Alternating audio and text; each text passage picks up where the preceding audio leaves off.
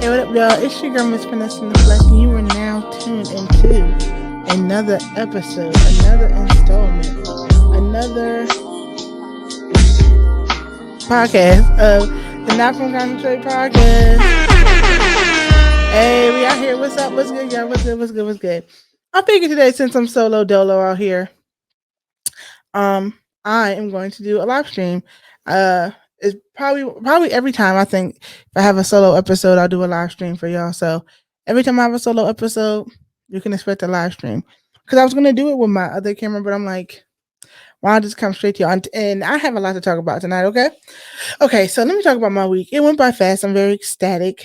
But yesterday, because usually I record on Thursdays the podcast, so it gives me time to edit, make content to promote, and then boom, drops on Sunday. However, last week, or not last week, yesterday, child, it went down. Basement, Friday the 13th, and guess who's playing in Jason? Where I get that line from? But anyhow, there's a lot to discuss. So before we get into all that, before we get into everything that has transpired this week, and especially yesterday, let's give a quick R.I.P, a moment of silence for the planting the seed moment this week to someone, a woman of grace, of standards, of excellence, my soror, a woman of poise, a woman who contributed so much to Black history, so much to Black woman history, a woman who honestly I didn't think was ever going to, leave this earth. Because up until her breath, and she passed in her sleep, amen, was peaceful and serene, she was still working. She was still doing work. She was still putting in and promoting and just being a woman whose lifestyle is something to be commended, respected, and I'm glad we gave her flowers while she was here. So we're going to have a moment of silence for the CICELY TYSON. So one moment.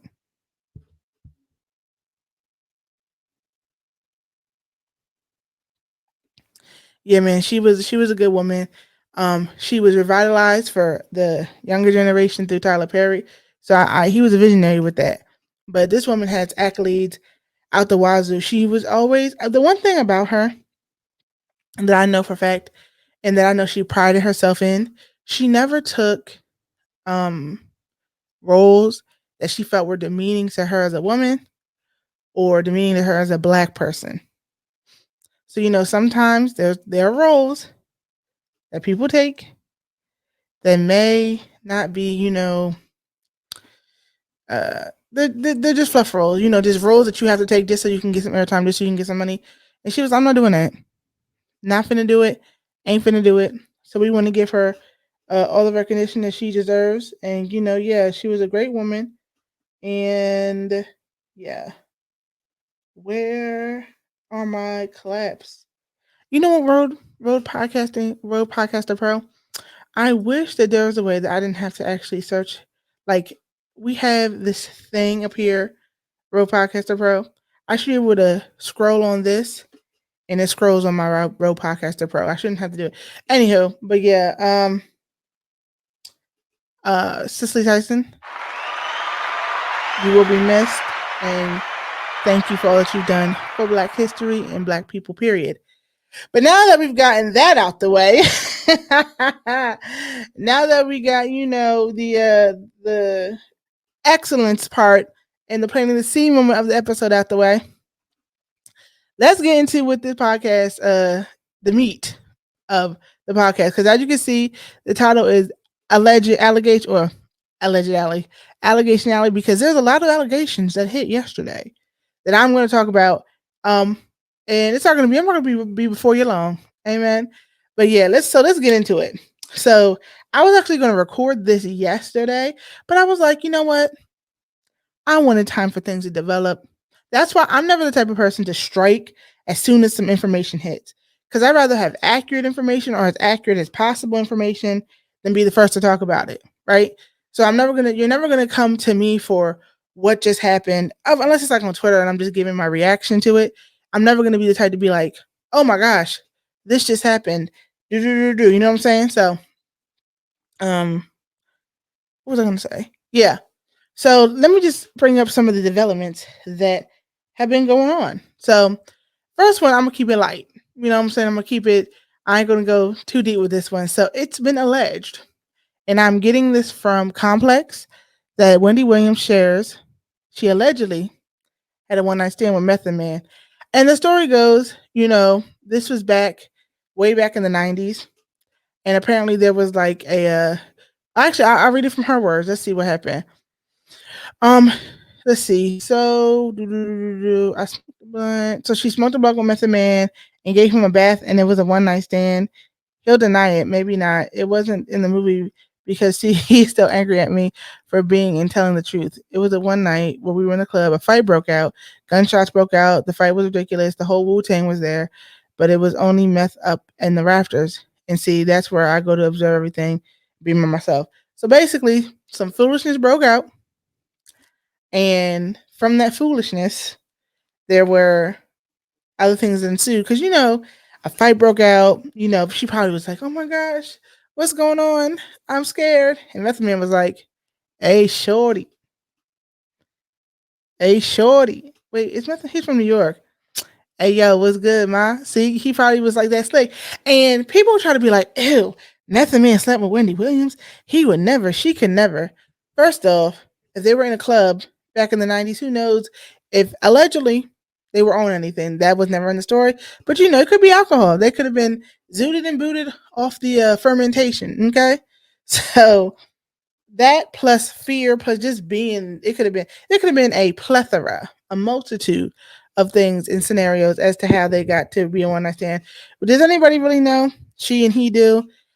Well, whoever admit to it, who knows? But I just thought that was funny how people were like, "Oh, Method Man would never." Have you seen? Man, let me not get into that.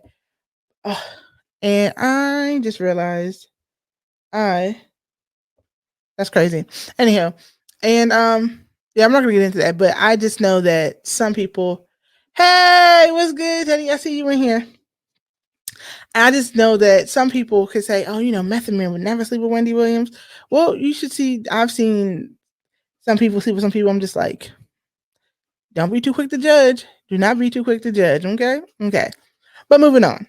So the next story that I saw that broke this week, it's actually, I don't try to keep it light on here, but we do have to speak about it. There is a NFL, well, former NFL. I guess he's still in the NFL. He's just a free agent now. Chad Wheeler, and Chad played for the Seattle Seahawks, and he literally had to get released because of domestic violence. So the story goes, and he even admitted to this. So I could say I would like to say alleged on this too. I would say alleged only because of the fact that the victim hasn't come forward and released any statements. Now he has said her name.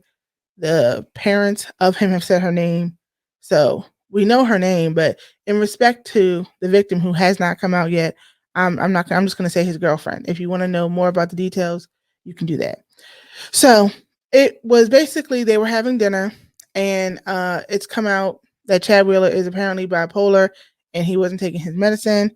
So he became enraged with her and started beating her, and beat her basically within an inch of her life, like choked her out to being unconscious. So when she came to, he was like, "Oh wow, you're still alive? Wow." So I guess she ran to a bathroom or someplace, and she didn't call for help, but she did text for help, because I guess I would be petrified too that if he hears me, calling or making any type of sound, it could be a wrap for her. And I saw the pictures, I was just like, oh my gosh. So she texted, I think, his parents, her friends, and they basically called, the authorities to the house. And the thing is, like, he didn't deny what he did. He's actually like, I need help. I pray for her being the victim. And it's really sad because the amount of violence that you hear about in the NFL is crazy. Like, I'm not saying it doesn't happen in any other sport, because it has happened in every other sport. But for some reason, it's like the NFL, it's just like, daggone. It's just a lot of times you hear about stories and scenarios and situations where Men being violent towards their wives or girlfriends or baby mothers, whoever, is like not uncommon, which is it's sad. But he was let go from the Seahawks. He is no longer. He's out that John, and he's taking full responsibility. So he's out on bail. I think it was like $500,000, $600,000 bail. But I mean, at least he's taking responsibility for what he did. And hopefully the victim, like I said, I ain't gonna say her name because she hasn't come forward, but the victim gets all the treatment, gets all the love that she desperately needs. And I hope he gets help too, but he needs to go to jail. Like, you need to be behind bars, bro. I'm sorry. What you did is not cool, and you need to get out of here. But yeah, so that's that story. So next on the docket, what do we have next? What are we talking about next? I'm trying to save the juicy part till after, till further. Yes. Okay. So, yep. Tremaine Neverson, more popularly known as Trey Songz, was recently arrested for, I think it was, he was arrested at a sporting event for resisting arrest and some other misdemeanors and stuff thrown in there. But basically, if you saw the video, this man gave this officer, if you saw the video, it was a respectable headlock. Like, he had that man locked in, wasn't going anywhere. So from all I've been hearing, like I said, allegedly, the officers were the one who started the confrontation, but he was the one who wasn't complying. Like, even though they were at an outside venue, you still had to have a mask on. You still had to, abide by. It's still, COVID's out here in these streets. He wasn't trying to hear that. He wasn't doing that. So the officers came over and they claim, from what witnesses have said, allegedly, they were the ones. He was calm, cool, and collected, but they started getting rowdy, started poking their chest out and stuff. And he was like, "Well, that's not happening." And the officer lunged towards him, apparently, and that's when he got him in the headlock. And he held on for a minute. Like, I was actually getting nervous. I'm like, "Oh my gosh, oh my gosh, oh my gosh, oh my gosh!" But eventually, backup came, broke him free, and he went to jail. I think he's out now on bail as well. Can't say he didn't do it because it was on camera, but I was just like, you think, like, Trey Songz is not that big, he's not that muscular, he's not really Trey Songz, but you don't underestimate people, because that man had a headlock on that officer. I mean, it was deep. But hopefully Trey, they don't get in too much trouble, because I mean, he did do it. So hopefully you don't get in too much trouble with that. And yeah, Trey Songz, you can still just quit making music. But that's just me personally. Moving on. Now, what I've been trying to hold off, and I really haven't, even up until before this, I started the stream, I wanted to see how everything was about to go down. This whole, and I want to make sure I'm doing this properly. So the whole situation that happened with T.I., Tiny, Shekinah, and Glam University. So from what I could collect and the data I could collect, yesterday, Keisha Lansbottom was, apparently there being some new ordinance and some new rules and regulations for home studios being made. And I got this information from various sources. The Shade Room, a YouTuber I watch, at Forest Rocks, who lives in Atlanta, so she gets like the skinny on Atlanta stuff, and just Twitter in general. So they're trying to put new ordinance in for home studios, because they're saying when somebody has a studio in the home, there's a lot more people on the street, so parking is just trash. It's very noisy. People are there all hours of the night, and no, we don't want that. We want there to be restrictions and limits on, how many can be in a neighborhood, how many home studios, the amount of people that can be in them, so on and so forth. Stuff that if I'm a homeowner and I buy my house, and then somebody with a home studio buys their house, and then like literally flips the entire cohesiveness of the neighborhood, I can understand the frustration. on their side. But also, I can understand if you are the promoter who owns a home studio, I pay my money. I pay to live here. This is my livelihood. Y'all can't stop me. It is what it is, right? Right. So T.I. spoke up about it. He was like, how Atlanta and music and hip hop toe to toe. Like we go hand in hand. We've made so much money in Atlanta having home studios. How are you guys are going to try to regulate us? And you're not regulating all these. Like now you have all these people coming here. Like they're saying Atlanta is like the Black Hollywood. You know what I'm saying? It's like, um, you can have a movie theater, or you can have a sound stage or whatever, but y'all not regulating them. So either you're gonna regulate everybody or don't just regulate us. So it was at that time after he made those statements, because I'm like, how did this even get brought up in the first place? So I got the background story. So when he made those statements, that's when the woman who owns Glam University, who is actually very popular in Atlanta from what I've been seeing, she does tutorials and she holds classes. She from how to basically be glam, lashes. What is that stuff they do on their eyebrows? What is that stuff called? Microblading. Is it called microblading? I think it's called microblading, all that stuff. So that's her niche. And she was like somebody who, was like basically came from the bottom up and built herself and built her empire, right?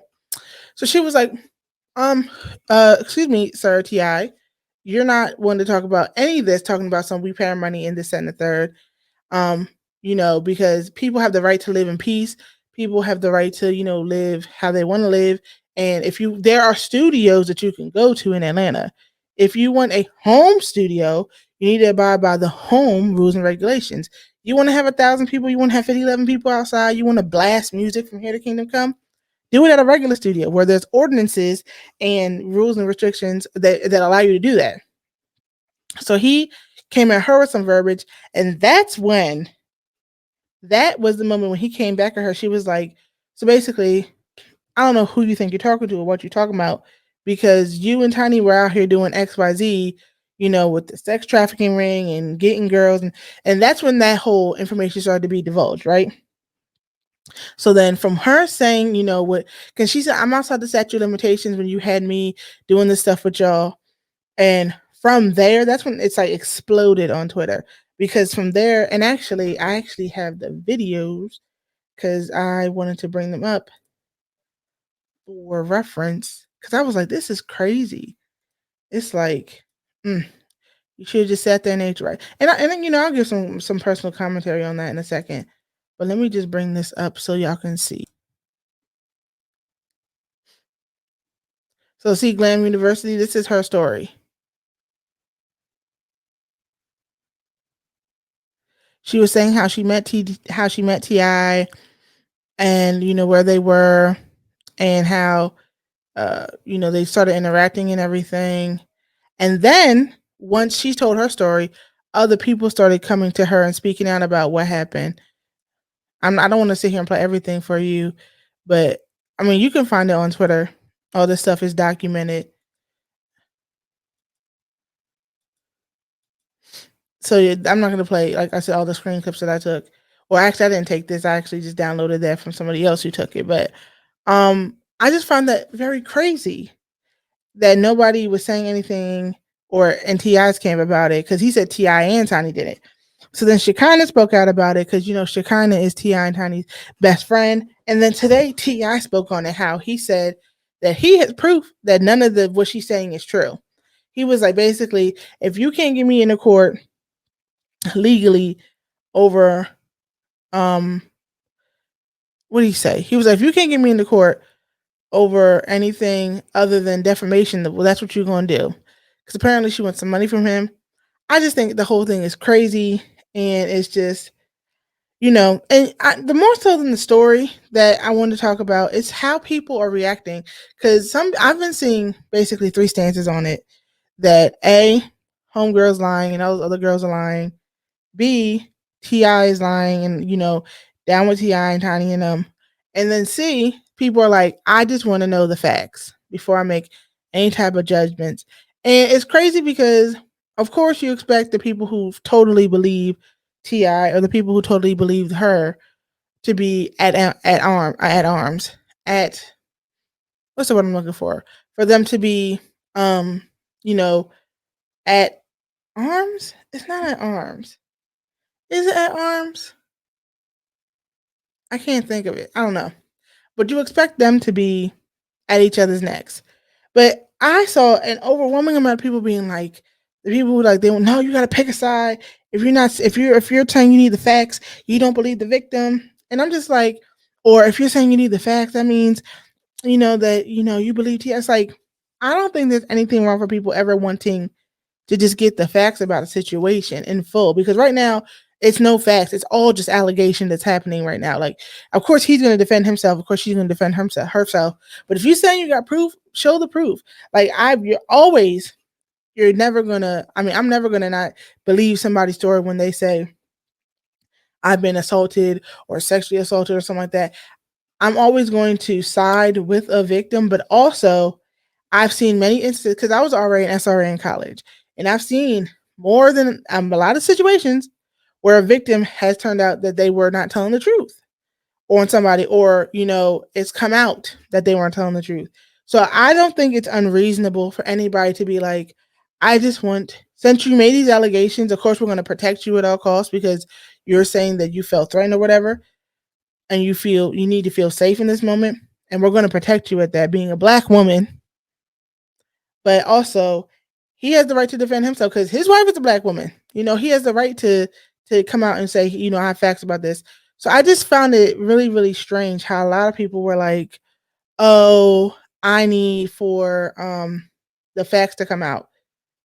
I literally saw one play was like, she says she's gonna say what she said. You're gonna say we already knew you're gonna defend yourself, because if you admitted to it, then there's nothing to defend. So I just hope that over the course of this whole these next few weeks, the facts come out about either side, because I'm not gonna pass judgment on either party. Like I said, I'm always here to stand. I'm a black woman. I'm gonna stand with black women.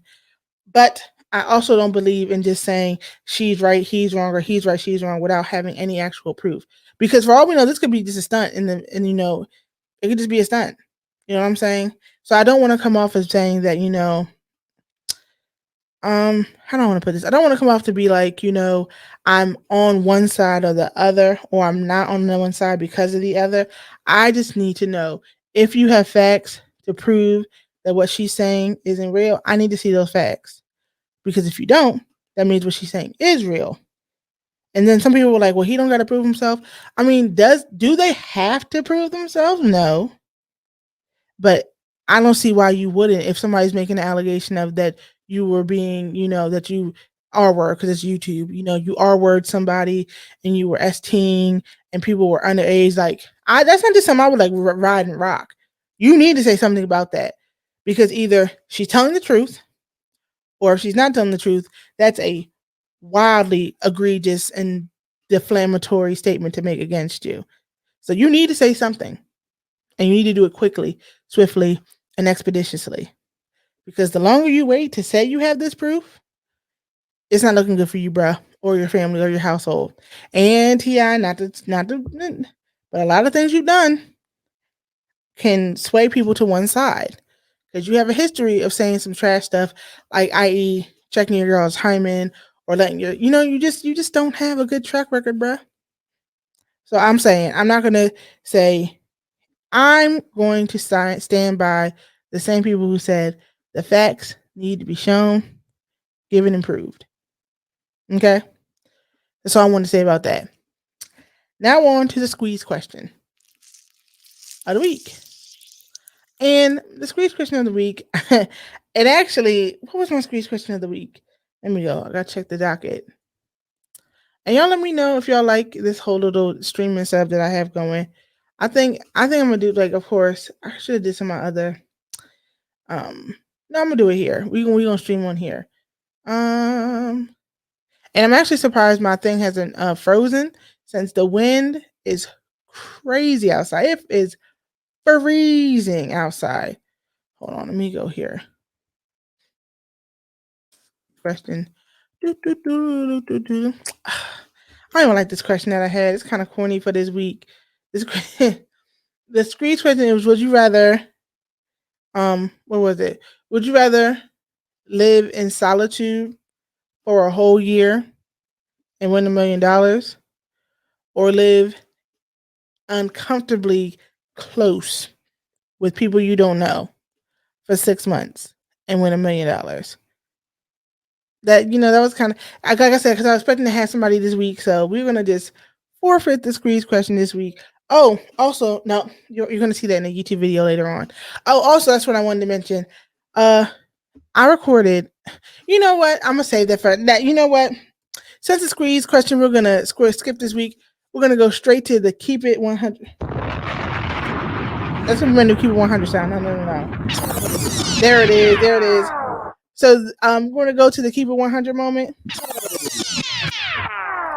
I am going to keep it 100. 100.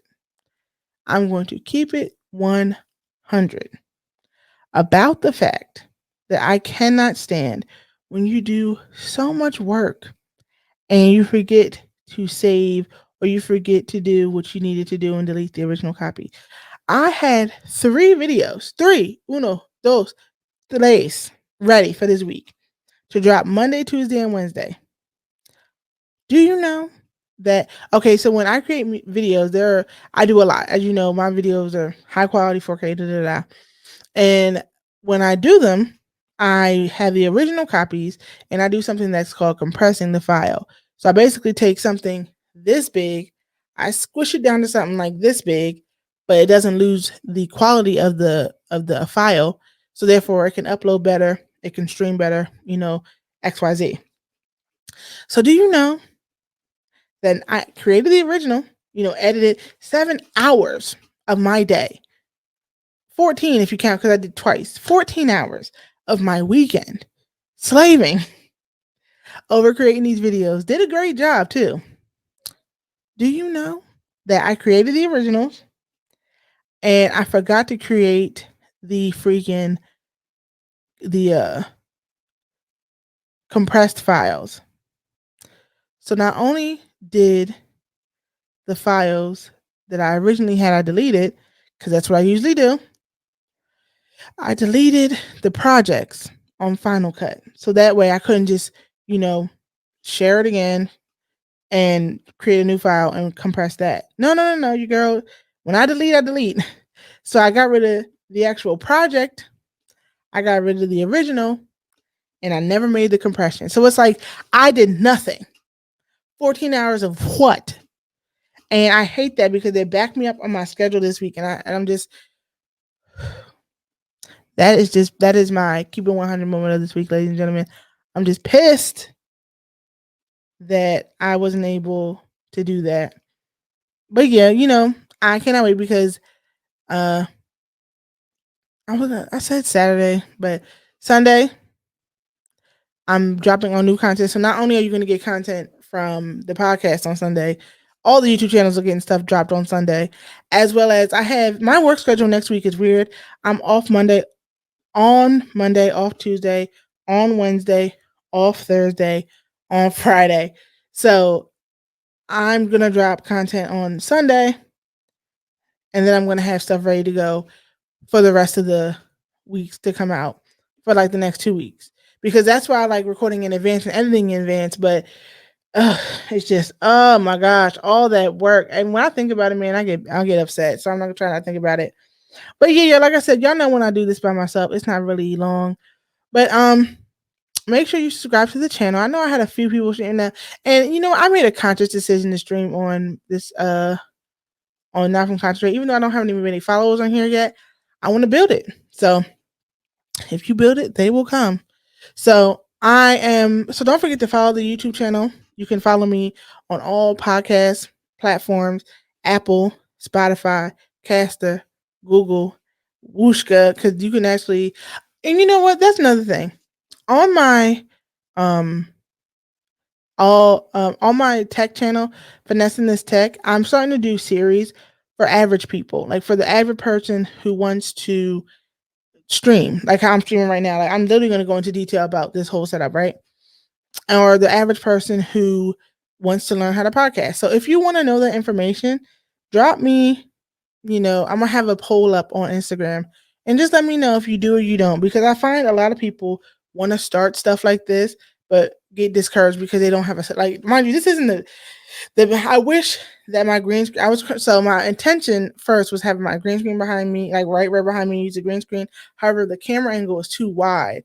So when I bring the green screen in, it's too wide. So I couldn't use it. But yeah, so uno, dos, no, tres, siete. If you want to see that, let me know. And don't forget, of course, on all the platforms, rate, subscribe, leave a comment. And as I say every week, whether I give you an ounce, a gallon, or a liter, everything I say is 100% real.